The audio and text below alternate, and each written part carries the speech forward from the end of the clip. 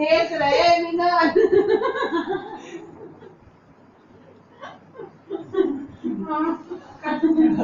હવે શું કરવાનું